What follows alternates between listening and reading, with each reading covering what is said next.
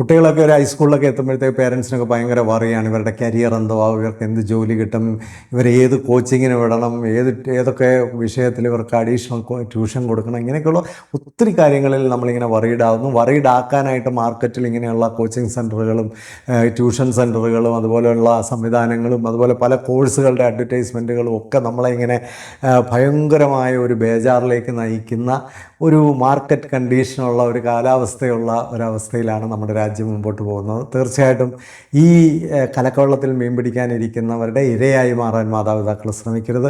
ഒരു ധൃതിയും പിടിക്കരുത്. സാവധാനം ആലോചിച്ച് കണ്ട് നമ്മുടെ കുഞ്ഞുങ്ങളെ ഡിസ്കവർ ചെയ്ത് കുഞ്ഞുങ്ങളെ അവരാരാണെന്ന് തിരിച്ചറിയാൻ അവരെ സഹായിച്ച് സാവധാനം അവരെ ലക്ഷ്യത്തിലെത്തിച്ചാൽ അവർക്ക് നല്ല അടിസ്ഥാനം ഉറപ്പിച്ച് അവരെ മേളോട്ട് വളർത്തിയാൽ അവരുടെ ജീവിതം മനോഹരമാകും. അതിനെക്കുറിച്ചാണ് ഈ വീഡിയോ സംസാരിക്കുന്നത്.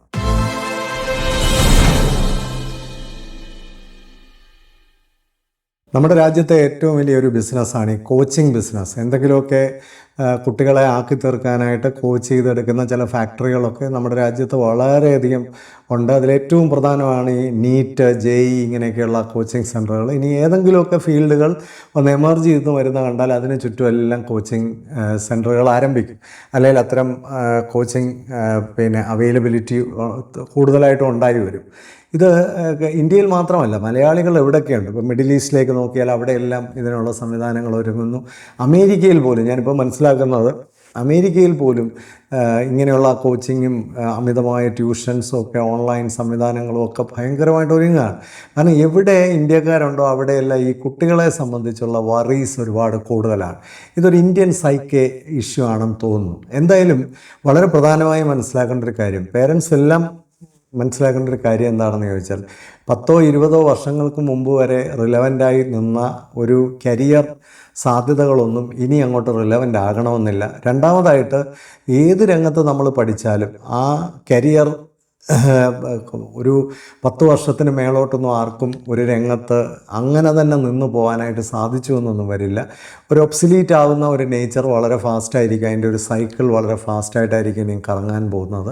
അപ്പോൾ സ്വാഭാവികമായിട്ടും കുട്ടികളെ സംബന്ധിച്ച് അടിസ്ഥാനപരമായി സ്ട്രോങ് ആക്കി അവരെ കൊണ്ടുവരിക എന്നുള്ളതാണ് ധൃതി പിടിച്ച് ഏതെങ്കിലും ഒരു മേഖലയിലേക്ക് അവരെ ഫിക്സ് ചെയ്യാൻ ശ്രമിക്കുന്നതിനേക്കാളും നല്ലത്. മാർക്കറ്റ് എപ്പോഴും, അല്ലെങ്കിൽ ഇത്തരം കോച്ചിങ് സെൻറ്ററുകൾ, ഇത്തരം സംവിധാനങ്ങളും ഒക്കെ നമ്മളെ ധൃതി പിടിപ്പിക്കാൻ ശ്രമിക്കുക. അതിൻ്റെ കാരണം ഇത്രയേ ഉള്ളൂ, നമ്മുടെ കയ്യിലുള്ള പണം എങ്ങനെയെങ്കിലും അവരുടെ കയ്യിൽ എത്തിക്കുക. അവർക്ക് ടാർഗറ്റ്സ് ഒക്കെ ഉണ്ട്. അവരുടെ സെയിൽസ്മെനും മാർക്കറ്റിംഗ് സ്റ്റാഫും ഒക്കെ അവരുടെ ടാർഗറ്റ് അച്ചീവ് ചെയ്യാൻ വേണ്ടി പ്രവർത്തിക്കുന്നവരാണ്. നിങ്ങൾക്കറിയാം, ഇവിടെ ഒരു കമ്പനി അതിഭയങ്കരമായിട്ട് വളർന്നു വന്ന കമ്പനി തന്നെ അവസാനം പൂട്ടിപ്പോയി. ബൈജൂസ് ലേണിംഗ് എന്ന് പറഞ്ഞിട്ടൊരു സ്ഥാപനം. ഇത് ആവശ്യമില്ലാതെ മനുഷ്യൻ്റെ ഇടയിൽ ഒരു ധൃതിയും മറ്റും സൃഷ്ടിച്ച്, അല്ലെങ്കിൽ സാധാരണ രീതിയിലൊന്നും പഠിച്ചാൽ പറ്റില്ല, ഓൺലൈനിൽ പഠിക്കണം, പിന്നെ അങ്ങനെ സാധാരണ സാറുമാരൊന്നും എടുത്താൽ പറ്റത്തില്ല, അത് കണ്ടു പഠിക്കണം, അനുഭവിച്ച് പഠിക്കണം എന്നൊക്കെ പറഞ്ഞിട്ടാണ് അവരുടെ കമ്പനി വളർന്നു വന്നത്. നമുക്ക് എല്ലാ കാലവും എല്ലാവരെയും പറ്റിക്കാൻ പറ്റത്തില്ല, അതുകൊണ്ട് അത് പൊളിഞ്ഞു പോയി. എന്നാൽ അത് പൊളിഞ്ഞിടത്ത് 100 കണക്കിന് സംവിധാനങ്ങളാണ് ഇപ്പോൾ വളർന്നു വരുന്നത്. ഞാൻ ഇത് പറയുന്നതിലൊന്നും തോന്നരുത്, ഞാനൊരു 10-26 വർഷമായിട്ട് കരിയർ രംഗത്ത് പ്രവർത്തിക്കുന്ന ഒരാളാണ്.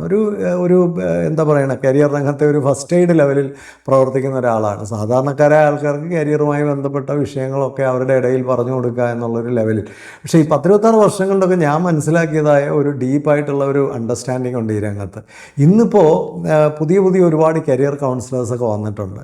അവരുടെ ആ സംസാരങ്ങളൊക്കെ കേട്ടാൽ വളരെ മനോഹരമാണ്. ഡ്രസ്സിങ്ങൊക്കെ എക്സലൻ്റാണ്. അവരെ ഉപയോഗിക്കുന്ന ടെക്നോളജി, മാർക്കറ്റിങ്ങും ഒക്കെ ചിന്തിക്കാൻ പോലും പറ്റാത്തതാണ്. അതൊന്നും ഒരു കരിയർ കൗൺസിലറിന് അത്രയൊന്നും സംവിധാനങ്ങൾ ഉണ്ടാക്കാൻ പറ്റില്ല. കാരണം എന്ന് പറഞ്ഞാൽ ഞാനൊക്കെ 26 വർഷമായിട്ട് ഇന്നും ഇരിക്കുന്ന പഴയ കസേരയിലൊക്കെ തന്നെയാണ്. കാരണം അതിനപ്പുറത്തേക്കൊന്നും നമുക്ക് പോകാൻ പറ്റില്ല. അപ്പോൾ ഈ സംവിധാനങ്ങൾ, ഇപ്പോൾ പുതിയതായിട്ട് എമർജ് ചെയ്തിരിക്കുന്ന പല സംവിധാനങ്ങളും വലിയ ലക്ഷൂറിയസ് സംവിധാനങ്ങളിൽ വന്നിരുന്നുകൊണ്ട് വളരെ മനോഹരമായി സംസാരിക്കുന്ന ചില ആൾക്കാരെയൊക്കെ ഞാൻ കാണുമ്പോൾ, അതിരുന്ന് ശ്രദ്ധിക്കുമ്പോൾ ഒരു കാര്യം മനസ്സിലാകുന്നുണ്ട്, അവരുടെ എല്ലാം പുറകിൽ ചില കച്ചവടങ്ങൾ പതിയിരിപ്പുണ്ട്. അപ്പോൾ ഇവരെല്ലാം ചില കച്ചവടത്തിൻ്റെ വക്താക്കളാണ്. ഒന്നുകിൽ ഒരു കോച്ചിങ് സെൻറ്ററിൻ്റെ CEO ആയിരിക്കും, അല്ലെങ്കിൽ ഏതെങ്കിലുമൊക്കെ വലിയ ഈ കോഴ്സുകളെയൊക്കെ വിദേശ രാജ്യത്തേക്ക് ആൾക്കാരെ കയറ്റി അയക്കുന്ന, അല്ലെ പല കോഴ്സുകളിലേക്കൊക്കെ കുട്ടികളെ എത്തിച്ചു കൊടുക്കുന്ന സംവിധാനത്തിൻ്റെ സൈഡിൽ വളരെ മാന്യമായി നിന്നുകൊണ്ടാണ് ഈ പ്രവർത്തനങ്ങളൊക്കെ ചെയ്യുന്നത്. ഞാനിത് പറയാൻ കാരണം എന്താണെന്ന് വെച്ചാൽ ഇത് വലിയൊരു ട്രാപ്പാണ്. അവരൊക്കെ പറയുന്ന പല കാര്യങ്ങളും നമുക്ക് വളരെ മനോഹരമായിട്ട് തോന്നും, വലിയ സത്യമായിട്ട് തോന്നും. പക്ഷേ അതിനകത്തൊക്കെ വലിയ അപകടങ്ങൾ കാര്യങ്ങളുണ്ട്.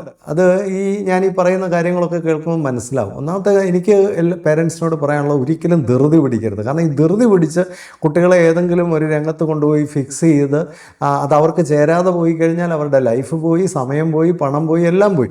ഒരുപാട് അത്തരം കേസുകൾ ഹാൻഡിൽ ചെയ്യുന്ന ഒരാളാണ് ഞാൻ. അതുകൊണ്ടാണിത് വീണ്ടും വീണ്ടും എടുത്തു പറയുന്നത്. ഒരിക്കലും ധൃതി കാണിക്കരുത്. നിങ്ങളുടെ കുട്ടികൾ പതുക്കെ ഇവോൾവ് ചെയ്ത് വരട്ടെ. പിന്നെ എങ്ങനെയാണ് അവരെ അതിലേക്ക് നയിക്കേണ്ടത്, ഒരു കരിയർ തിരഞ്ഞെടുക്കാൻ പറ്റുന്ന രീതിയിലേക്ക് എങ്ങനെയാണ് അവരെ നയിക്കേണ്ടത്? നമ്മൾ എഡ്യൂക്കേഷനെ കുറിച്ച് പറയുന്നത്, education is a process to discover a person. അപ്പോൾ നമ്മളെ തന്നെ കണ്ടെത്താനുള്ളൊരു പ്രോസസ്സാണ് എഡ്യൂക്കേഷൻ എന്ന് പറയുന്നത്. പലപ്പോഴും നമ്മുടെ വിദ്യാഭ്യാസവും ഈ കച്ചവടക്കാരുമായിട്ടൊരു ധാരണയിലാണ്. അതുകൊണ്ട് തന്നെ കുട്ടികളെ സ്വയം കണ്ടെത്താൻ അവർ സമ്മതിക്കത്തില്ല. കാരണം ഒരു കെയോസ് ഉണ്ടാക്കിയിട്ട് കലക്കവെള്ളത്തിൽ മീൻ പിടിക്കുക എന്നുള്ളതാണ് ഹോൾ സംവിധാനത്തിൻ്റെ ഒരു ഉദ്ദേശം. അപ്പോൾ ഈ കോച്ചിങ് ഫാക്ടറികളും ഈ ട്യൂഷൻ ഫാക്ടറികളും എല്ലാം ഇങ്ങനെ നിറഞ്ഞു നിൽക്കുന്ന ഒരു സമൂഹത്തിൽ, അതുപോലെ തന്നെ കുട്ടികളെ തട്ടിക്കൊണ്ടുപോയി പല ബോഗസ് കോഴ്സുകളിലും ചേർത്ത് ലാഭം ഉണ്ടാക്കാനൊക്കെ ഇരിക്കുന്ന വലിയൊരു സംവിധാനം നമുക്ക് ചുറ്റുമുള്ളപ്പോൾ, മാതാപിതാക്കൾക്ക് ശരിയായ രീതിയിൽ ഇതിനകത്ത് കുട്ടികളെ രക്ഷിച്ചെടുക്കുക എന്ന് പറയുന്ന ഒരല്പം പ്രയാസമാണ്. കാരണം സ്കൂൾ സംവിധാനവും ഇതിന് അനുകൂലമല്ല.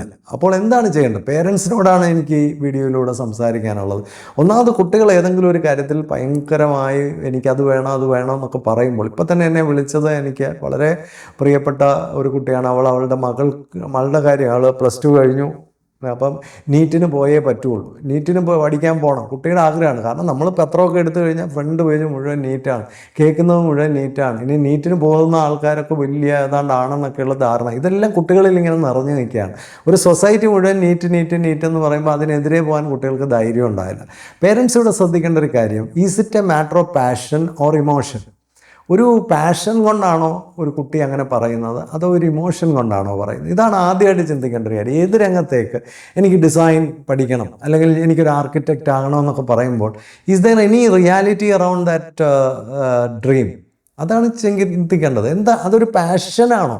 അത്ര ഒരു എന്താണ് ഈ പാഷൻ? കഴിഞ്ഞ ദിവസം ഒരു കുട്ടി എന്നോട് വന്ന് പറഞ്ഞു, സാർ ഈ പാഷനേറ്റ് ആയിട്ടുള്ള കാര്യങ്ങൾക്കല്ലേ നമ്മൾ പോകേണ്ടത്? ഞാൻ ചോദിച്ചു, എന്താ മോനെ പാഷൻ കൊണ്ട് മോൻ ഉദ്ദേശിക്കുന്നത്? അപ്പോൾ അവൻ പറഞ്ഞൊരു കാര്യം എന്ന് പറയുന്നത്, സാറേ നമുക്ക് ഭയങ്കര ആവേശവും ഇൻട്രസ്റ്റും ഒക്കെ ഉള്ളതിനെയല്ലേ പാഷൻ എന്ന് പറയുന്നത്. ഞാൻ പറഞ്ഞു, അതല്ല പാഷൻ. ഇപ്പോൾ പാഷൻ വീക്ക് വരികയാണ്. ദൈവത്തിൻ്റെ കഷ്ടാനുഭവത്തെക്കുറിച്ചാണ് ആ വീക്ക് സംസാരിക്കുന്നത്. നിനക്ക് ഏതെങ്കിലും ഒരു മേഖലയിൽ കഷ്ടം അനുഭവിക്കാൻ, ഭയങ്കര തീവ്രമായി ത്യാഗം അനുഭവിക്കാൻ, ആ രംഗത്ത് ജയിച്ചില്ലെങ്കിൽ പോലും കുഴപ്പമില്ല, ആ രംഗത്തിന് വേണ്ടി പ്രവർത്തിക്കാൻ, അതിനെയാണ് പാഷൻ എന്ന് വിളിക്കുന്നത്.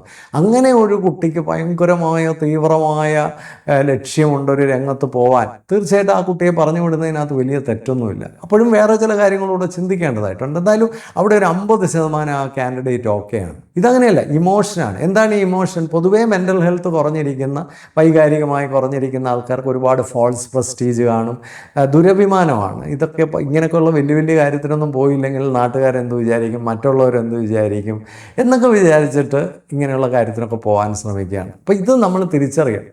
ഇപ്പോൾ നീറ്റൊക്കെ പഠിക്കാൻ പോകേണ്ടത് ഒരു സ്കൂളിലെ ടോപ്പറായിട്ടുള്ളൊരു കുട്ടിയാണ്, അല്ലെങ്കിൽ എക്സലൻ്റ് ആയിട്ട് നിൽക്കുന്ന ഒരു കുട്ടിയാണ്.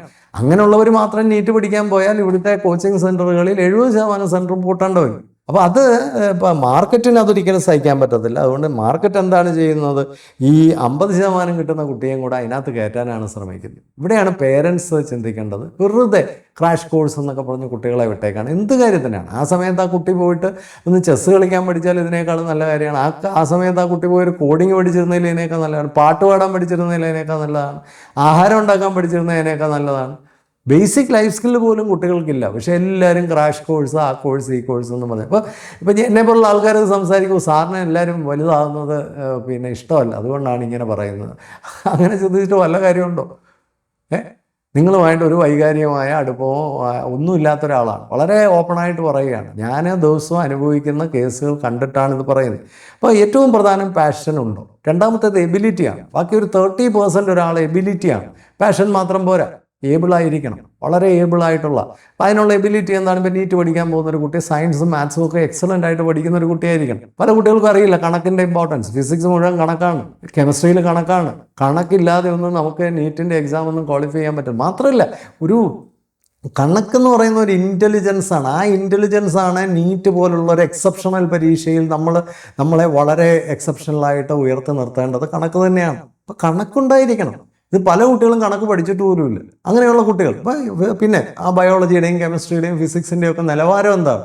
വെറുതെ കാണാൻ പഠിച്ച് പരീക്ഷ എഴുതുന്ന ഒരാളാണോ, അതോ ഡീപ്പായിട്ടുള്ള നോളജ് ഉണ്ടോ? അത്തരം കാര്യങ്ങളൊക്കെ ചിന്തിക്കണം. അങ്ങനെ എബിലിറ്റി ഇല്ലാത്ത ഒരാൾ കോച്ചിങ് സെൻറ്ററിൽ പോയത് കൊണ്ടൊന്നും ഒന്നും സംഭവിക്കാൻ പോകുന്നില്ല. കോച്ചിങ് ഒക്കെ എല്ലാവർക്കും കിട്ടുന്നുണ്ട്. What is the difference? Personal difference, that's all.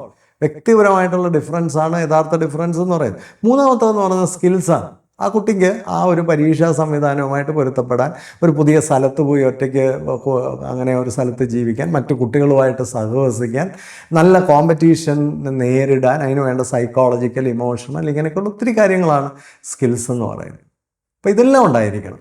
ഇപ്പം നമുക്ക് കുട്ടി മിടുക്കിയാണ്, എബിലിറ്റി ഉണ്ട്, പാഷനുണ്ട്, പക്ഷേ വേറെ ഒരു ഹോസ്റ്റലിൽ പോയി നിന്ന് പഠിക്കാനൊന്നും സാഹചര്യം ഇല്ലാത്തൊരു കുട്ടിയാണെങ്കിൽ ഈ രംഗത്തൊക്കെ എങ്ങനെയാണ് വിജയിച്ചു വരുന്നത്? ഇപ്പോൾ ഇമോഷണൽ എബിലിറ്റി, അതുപോലെ തന്നെ മെൻ്റൽ എബിലിറ്റി, ഫിസിക്കൽ എബിലിറ്റി, അതുപോലെ തന്നെ ഓരോ കാര്യങ്ങളെ ചെയ്യാനുള്ളൊരു കഴിവ്, നേരിടാനുള്ളൊരു കഴിവ്, സമയം പാലിക്കാനുള്ളൊരു കഴിവ്, അച്ചടക്കം, ഇങ്ങനെയൊക്കെയുള്ള ഒത്തിരി കാര്യങ്ങൾ അതിൻ്റെ കൂടെ അസോസിയേറ്റ് ചെയ്യേണ്ടതായിട്ടുണ്ട്. ആൻഡ് ഫൈനലി അങ്ങനെ ഒരു ക്യാരക്ടറും ഫോക്കസും ഉണ്ടോ? നമ്മളിതിന് പോയി ചേർന്നാൽ മാത്രം പോരല്ലോ. ഒരു മെഡിസിന് പോകുന്ന ഒരു കുട്ടി ഒരു 15 വർഷം ഫോക്കസ്ഡ് ആയിട്ട് നിൽക്കണം. അത്രയും കാലം ആ ക്യാരക്ടർ വളരെ സ്ട്രോങ് ആയി നിന്നാലേ നമുക്കത് എക്സലൻ്റ് ആയിട്ട് ഫിനിഷ് ചെയ്യാൻ പറ്റുള്ളൂ. ഇപ്പോൾ ഏത് രംഗത്ത് പോയാലും ഒരു ക്യാരക്ടർ ഇല്ലാത്ത ഒരാളെ ഇടയ്ക്ക് വെച്ച് വഴിതെറ്റി പോവുകയും വീണു പോവുകയും, അറിയാമല്ലോ, ഈ പ്രൊഫഷണൽ രംഗത്തൊക്കെയാണ് ഏറ്റവും കൂടുതൽ ഡ്രഗ്സ് നിന്ന് കാണുന്നത്. എന്താ കാര്യം? കാരണം അവർക്ക് ഇതിനകത്തൊന്നും ഒരു ഇൻട്രസ്റ്റോ താല്പര്യമൊന്നുമില്ല, ആരുടെയൊക്കെ ഫോഴ്സ് കൊണ്ട് ഇതിനകത്ത് വന്നതാണ്. അപ്പോൾ അവർക്കൊരു സ്ട്രോങ് ക്യാരക്ടർ കൂടി ഇല്ലെങ്കിൽ അവരെല്ലാത്തിനകത്തും പോയി വീണു പോകും. അപ്പോൾ നമ്മുടെ കുട്ടികളെ വളർത്തിയെടുക്കുമ്പോൾ ധൃതിയൊന്നും പിടിക്കേണ്ട, ഈ കാര്യങ്ങളൊക്കെ ആദ്യം ഒന്ന് ഉറപ്പിക്കുക. അവർക്ക് നല്ല സ്കിൽസ് ഉണ്ടോ, നല്ല ഫൗണ്ടേഷണൽ സ്ട്രെങ്ത്, ഇപ്പോൾ അക്കാഡമിക് ആയിട്ടായാലും, ഫിസിക്കലായിട്ടായാലും, മെൻ്റലായിട്ടായാലും, ഇമോഷണലായിട്ടായാലും, ഒരു ക്യാരക്ടർ വൈസ് ആയാലും നല്ലൊരു ഫൗണ്ടേഷണൽ സ്ട്രെങ്ത് ഉള്ള കുട്ടികളെയാണ് നമുക്ക് ഏത് രംഗത്തേക്ക് ഇറക്കി വിടാൻ നാളെ സാധിക്കുന്നത്. ഇതൊന്നും ഇല്ലാത്ത കുട്ടികളെ എങ്ങനെയെങ്കിലുമൊക്കെ, ഇപ്പോൾ മിഡിൽ ഈസ്റ്റിൽ നിന്നൊക്കെ ധാരാളം കുട്ടികൾ നാട്ടിൽ പഠിക്കാനായിട്ട് വരുന്നു. ഇവിടുത്തെ വലിയ എൻട്രൻസ് കോച്ചിങ് സെൻറ്ററുകളിലൊക്കെ പോയി ചേരുന്നു. എന്താ സംഭവിക്കുന്നത്? 2 മാസം കഴിയുമ്പോഴത്തേക്ക് കുട്ടികൾ തിരിച്ചു പോവാണ്, അല്ലെങ്കിൽ വലിയ ഡിപ്രഷനിലേക്ക് പോവാണ്, വലിയ പ്രശ്നങ്ങളിലേക്ക് പോവാണ്. എന്താ? അവിടെ ഈ ഫൗണ്ടേഷൻ സ്ട്രെങ്ത് ഒന്നും ആരും നോക്കിയില്ല. കുട്ടിക്ക് മെൻ്റൽ എബിലിറ്റി ഉണ്ടോ, ഇമോഷണൽ എബിലിറ്റി ഉണ്ടോ? ഇവിടെ വന്ന് ഇവിടുത്തെ പഠിപ്പീര് കണ്ടപ്പോഴാണ് മനസ്സിലാകുന്നത് ഇങ്ങനെയൊന്നും അല്ല ഞാൻ പഠിച്ചിരിക്കുന്നത്. കണക്കൊക്കെ എന്ന് പറഞ്ഞാൽ പിന്നെ 8ാം ക്ലാസ്സിലും 7ാം ക്ലാസ്സിലും പോയൊന്നും നീറ്റിന് പഠിപ്പിക്കാൻ, അല്ല പിന്നെ ജെയ്ക്ക് പഠിപ്പിക്കാനൊന്നും പറ്റില്ല. അവരെ ഒരു ജെയ് ലെവലിലാണ് പഠിപ്പിച്ചു പോകുന്നത്. അപ്പോഴത്തേക്ക് കുട്ടിക്ക് ആ കൂടെ കൺഫ്യൂഷനാണ്, കാരണം ഇങ്ങനെയൊന്നും കുട്ടി പഠിച്ചിട്ടില്ല. ഇതെല്ലാം നമ്മളൊന്ന് മനസ്സിലാക്കുക. ഇത് പേരൻസിനൊന്നും വലിയ ബുദ്ധിമുട്ടില്ല. ഇനി പേരൻസിന് അത് മനസ്സിലാക്കാൻ ബുദ്ധിമുട്ടാണോ? അവിടെയാണ് പ്രൊഫഷണൽ കരിയർ കൗൺസിലേഴ്സിൻ്റെ അല്ലെങ്കിൽ അങ്ങനെയുള്ള സൈക്കോളജിസ്റ്റുകളുടെ ഒക്കെ ഹെൽപ്പ് എടുക്കാം. ആ രംഗത്ത് അറിയാവുന്ന വൈദഗ്ധ്യമുള്ള ഒരാളുടെ ഹെൽപ്പ് എടുക്കാം. ബേസിക്കലായിട്ട് ഇങ്ങനെയുള്ള വലിയ കാര്യത്തിനൊക്കെ ഇറങ്ങിത്തിരിക്കുന്നതിന് മുമ്പ് നല്ലൊരു പ്രിപ്പറേഷൻ, നല്ല ഒരു ഡിസ്കഷനും ഒക്കെ ഉണ്ടാകണം. ചില ക്രിട്ടിക്കൽ ക്വസ്റ്റ്യനിങ് ഉണ്ടാകണം. പേരൻസും കുട്ടിയും തമ്മിൽ ചില ക്രിട്ടിക്കൽ ക്വസ്റ്റ്യനിങ് ഉണ്ടാകണം. ചില അസുഖകരമായ ചോദ്യങ്ങളൊക്കെ കുട്ടികളോട് ചോദിക്കണം. ചില ഡിസ്റ്റർബിംഗ് ആയിട്ടുള്ള ഡിസ്കഷൻസ് ഒക്കെ നടക്കണം. അപ്പോൾ അതിൽ നിന്നൊക്കെ എമേർജ് ചെയ്ത് വരുന്നുണ്ടെങ്കിൽ okay, then it is okay, fine. അതാണ് പ്രധാനം. അതുപോലെ ഇതിനകത്ത് ഏറ്റവും വലിയൊരു പ്രശ്നം എന്താ? ഈ രാജ്യത്ത് കുട്ടികൾക്ക് ഈ ഡോക്ടറും എഞ്ചിനീയറിനും അപ്പുറത്തേക്ക് ഒന്നും അറിയില്ല. അതെന്തുകൊണ്ടാണ്? കരിയർ കൗൺസിലിങ്ങും കരിയർ ഗൈഡൻസും ഒന്നും നമ്മുടെ സമൂഹത്തിലില്ല. എന്തുകൊണ്ടാണ് ഇല്ലാത്തത്? ഈ വിദ്യാഭ്യാസ സംവിധാനത്തിൽ ഇതൊന്നും വരാത്തത് ഇതുപോലുള്ള കച്ചവടങ്ങൾക്ക് വേണ്ടി നമ്മുടെ കുട്ടികളെ ബലിയാടാക്കാൻ എല്ലാവരും ചേർന്ന് നടത്തുന്ന ഒരു സംവിധാനം ഉള്ളതുകൊണ്ടാണ്. ഇതാണ് പൊളിക്കേണ്ടത്. മാതാപിതാക്കൾ വിചാരിച്ചാലേ ഇത് മാറ്റം ഉണ്ടാകാൻ പറ്റുള്ളൂ. പക്ഷെ മാതാപിതാക്കൾ തന്നെ മാർക്കറ്റിൻ്റെ ഏജൻ്റായി പോയാൽ എന്ത് ചെയ്യും? മാതാപിതാക്കൾ തന്നെ ധൈര്യമില്ലാത്തവരായാലും എന്ത് ചെയ്യും? കുട്ടികളെല്ലാം അവസാനം ഡിപ്രഷനിൽ കൊണ്ടെത്തിക്കും. ഇനി ഈ ഡോക്ടർ, എഞ്ചിനീയർ ആയവരുടെ കാര്യം പറയണോ? കുടുംബ കോടതിയിൽ നിൽപ്പുണ്ട്. ഒരു വിവാഹ ജീവിതത്തിൽ അവർക്ക് സർവൈവ് ചെയ്യാൻ പറ്റുന്നില്ല, ഒരു സോഷ്യൽ ലൈഫിൽ സർവൈവ് ചെയ്യാൻ പറ്റുന്നില്ല, ഹാപ്പിനെസ് ഇല്ല. അപ്പോൾ വലിയ ആയിട്ട് പോലും അവരുടെ ജീവിതത്തിൽ പലർക്കും അത് എൻജോയ് ചെയ്യാൻ പോലും പറ്റുന്നില്ല. അതിൻ്റെ കാരണം എന്താണെന്ന് ചോദിച്ചാൽ, ഈ പറഞ്ഞ എല്ലാ ഫാക്ടേഴ്സും ഡെവലപ്ഡ് ആകാത്ത ആൾക്കാർ വലിയ വലിയ പ്രൊഫഷനിലൊക്കെ ചെന്ന് കഴിഞ്ഞാൽ അവിടെയും ചെന്ന് സ്ട്രെസ് എടുക്കുകയാണ്. കഷ്ടപ്പെട്ടൊക്കെ ഓരോന്നാവും, എന്നിട്ട് ജീവിതകാലം മുഴുവൻ അത് ചെയ്ത് കഷ്ടപ്പെടും. എന്തൊരവസ്ഥയാണ്! ഇതൊക്കെ ചിന്തിക്കുന്നത് നല്ലതാണ്. ഇതിൽ നിങ്ങളുടെ കുട്ടികൾ പെടാതിരിക്കണം. അത് മാത്രമേ ഈ മെസ്സേജിൻ്റെ ഉദ്ദേശമുള്ളൂ. അപ്പോൾ എന്തൊക്കെയാണ് ഒരു കുട്ടിക്ക് കൊടുക്കാവുന്ന പ്ലാൻ ബി, പ്ലാൻ സി, വേറെ എന്തെല്ലാം ഓപ്ഷൻസ് ഈ മേഖലയിലുണ്ട്? അപ്പോൾ സയൻസ് പഠിക്കുന്ന കുട്ടികൾക്ക് എന്തെല്ലാം ഓപ്ഷൻ ഉണ്ട്? ഇന്ന് രാവിലെ ഞാൻ ബാംഗ്ലൂരിലുള്ള ഒരു പേരൻറ്റുമായിട്ട് സംസാരിക്കുകയായിരുന്നു. അപ്പോൾ ആ ഫാദർ എന്നോട് ചോദിച്ചു, സാറേ ഓരോന്നിനും എന്തെല്ലാം ഓപ്ഷൻസ് ഉണ്ടോ നമുക്കറിയില്ല. ഞാൻ പറഞ്ഞു, അത് നിങ്ങൾ അറിയണ്ട, ഞാൻ പറഞ്ഞുതരാം. എല്ലാത്തിനെയും നിങ്ങൾ അറിയണ്ട. നിങ്ങളുടെ കുട്ടിക്ക് എന്തെല്ലാം ഏരിയയിലാണ് ഇൻട്രസ്റ്റ് ഉള്ളത്, ആ മേഖലയിൽ ഇനി എന്തെല്ലാം അതർ ഓപ്ഷൻസ് ഉണ്ട്. ഇപ്പോൾ മെഡിസിൻ അല്ലാതെ എന്തെല്ലാം ഓപ്ഷൻ ഉണ്ട്, എഞ്ചിനീയറിംഗ് അല്ലാതെ എന്തെല്ലാം ഓപ്ഷൻ ഉണ്ട്, ആർട്സ് പഠിച്ചാൽ എന്തെല്ലാം മേഖലകളിൽ പോവാം, കോമേഴ്സ് പഠിച്ചാൽ എന്തെല്ലാം മേഖലകളിൽ പോവാം. ഇനി ഇതൊന്നും അല്ലാതെ തന്നെ എന്തെല്ലാം മേഖലകളാണ് പുതിയതായിട്ട് എമർജ് ചെയ്യുന്നത്. ഇതെല്ലാം നമുക്ക് അറിഞ്ഞ് മനസ്സിലാക്കി കുട്ടികൾക്ക് ഓപ്ഷൻസ് ഉണ്ട് എന്ന് പറയുമ്പോൾ തന്നെ കുട്ടികൾ ഓഫ്ഫുള്ളായി. വേറെ സോ മെനി ഓപ്ഷൻസ്. ഇതെല്ലാം വളരെ എക്സലൻസ് എല്ലാ ഫീൽഡിലും ഉണ്ട്. അത് മെഡിസിനിലും എഞ്ചിനീയറിംഗിലും മാത്രമല്ല, എല്ലാ ഫീൽഡിലും എക്സലൻസ് ഉണ്ട്. എല്ലാ ഫീൽഡിലും എക്സലൻ്റ് ആവുന്നവർക്ക് വലിയ സാധ്യതയുണ്ട്. ഇതൊക്കെ മനസ്സിലാകുമ്പോഴത്തേക്ക് കുട്ടികൾ വളരെ ഹോപ്പ്ഫുൾ ആകുന്നു, അവരുടെ ദുരഭിമാനമൊക്കെ മാറുന്നു, അവർ കോൺഫിഡൻ്റ് ആകുന്നു, അവർ കുറച്ചുകൂടെ അവർക്ക് റിലാക്സ്ഡ് ആവുന്നു, അവർക്ക് തിരഞ്ഞെടുക്കാൻ ഒത്തിരി കാര്യങ്ങളുണ്ടെന്നറിയുമ്പോൾ തന്നെ അവരുടെ ജീവിതത്തിൽ തന്നെ വലിയ മാറ്റങ്ങൾ വരും. അപ്പോൾ ആ കരിയർ ഗൈഡൻസ് പോലും ഒരു പേഴ്സണാലിറ്റി ഡെവലപ്മെൻറ്റിനെ ഹെൽപ്പ് ചെയ്യും. കരിയർ ഗൈഡൻസ് എന്ന് പറഞ്ഞാൽ സംവിധാനം കുട്ടികൾക്ക് കൊടുക്കത്തില്ല, അത് സ്കൂളും കൊടുക്കത്തില്ല, പേരൻസും കൊടുക്കില്ല. പിന്നെ എങ്ങനെയാണ് അവരെ രക്ഷപ്പെടുത്താനായിട്ട് സാധിക്കും? ഈ കാര്യത്തിലൊക്കെ ഒന്ന് ശ്രദ്ധിച്ചാൽ ഈ അനാവശ്യ ഈ റാറ്റ് റേസ്, ഈ അനാവശ്യ മത്സരം ഈ സമൂഹത്തിൽ ഒഴിവാക്കാം. എല്ലാവരും പറയുന്നത് ഇത് വലിയ കോമ്പറ്റീഷൻ്റെ കാലമാണ്, അതുകൊണ്ട് വളരെ ചെറിയ പ്രായത്തിലേ കോച്ചിങ് തുടങ്ങിയില്ലെങ്കിലൊന്നും ഒരു കാര്യമില്ല. ഈ കോച്ചിങ് ഫാക്ടറിയിൽ നിന്ന് ഇതുവരെ ചുവള്ളതൊന്നും പുറത്തിറങ്ങി വന്നിട്ടില്ല. സ്വന്തമായി കഴിവുള്ള കുറേ കുട്ടികൾ ആ കോച്ചിങ് ഫാക്ടറിയിൽ പോയി ഇരുന്നിട്ടുണ്ട്. അവർ അല്ലാതിരുന്നാലും അവരൊക്കെ എത്തേണ്ടിടത്തൊക്കെ എത്തും. ഇപ്പം 99.99 വാങ്ങിക്കുന്ന ഒരു എക്സെപ്ഷണൽ ആയിട്ടുള്ളൊരു കുട്ടിക്ക് ഒരു കോച്ചിങ് ഫാക്ടറിയിലും പോയില്ലെങ്കിലും അവൻ പണ്ട് ഡോക്ടർ ഉണ്ടായിട്ടുണ്ട്, എഞ്ചിനീയർ ഉണ്ടായിട്ടുണ്ട്, ഇവരൊക്കെ വരുന്നതിന് മുമ്പ് ഉണ്ടായിട്ടുണ്ട്.